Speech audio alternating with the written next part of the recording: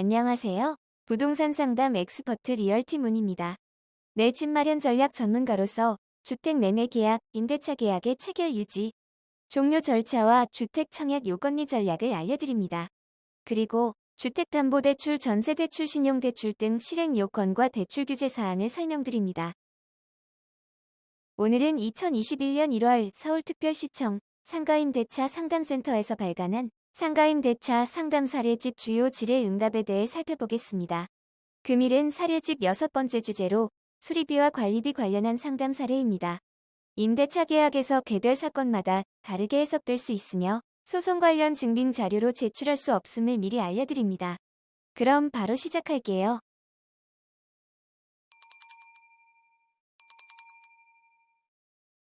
질문 1.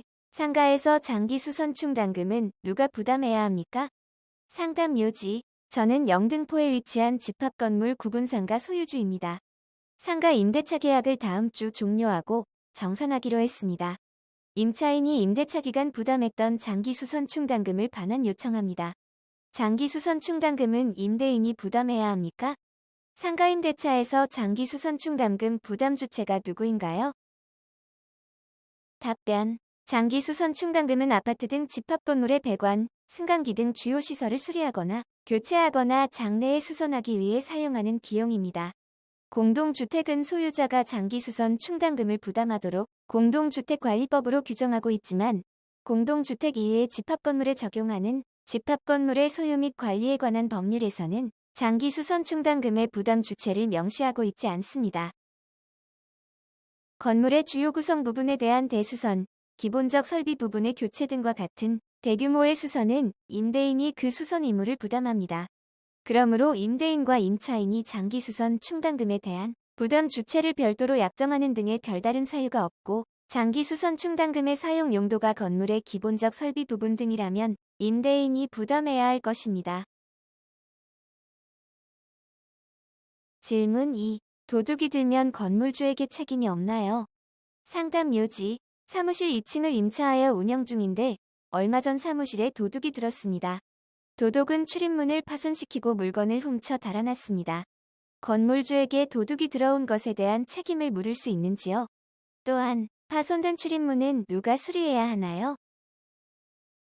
임대인은 목적물을 임차인에게 인도하고 계약 존속 중 그 사용, 수익에 필요한 상태를 유지하게 할 의무를 부담합니다.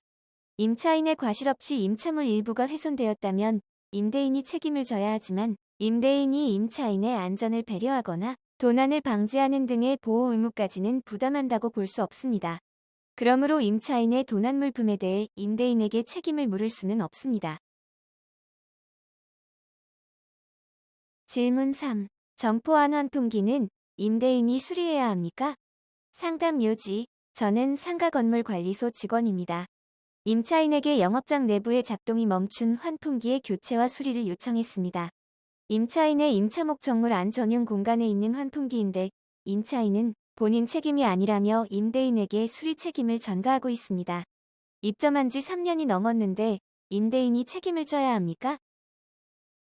답변. 임대인은 목적물을 임차인에게 인도하고 계약 존속 중 그 사용, 수익에 필요한 상태를 유지하게 할 의무를 부담합니다. 임차인의 고의나 과실 없이 환풍기가 고장이 났을 때 임대인은 감가상각비나 수선비 등의 필요 경비 상당을 임대료에 포함해 이를 받기 때문에 특별한 사유가 없는 한 일반적으로 임대인이 그 수선 책임을 져야 합니다. 지금까지 서울시 상가임대차 상담 사례 집중, 수리비와 관리비에 대한 주요 질의응답 3가지에 대해 살펴보았습니다. 나머지 6가지 질의응답 사례가 궁금하시거나 상가 건물 임대차 관련 다른 주제에 대한 주요 상담 사례를 찾으시거나 또는 1:1 상담을 원하시면 네이버 엑스퍼트 홈화면이나 유튜브에서 리얼티 또는 리얼티문을 검색해주세요. 감사합니다.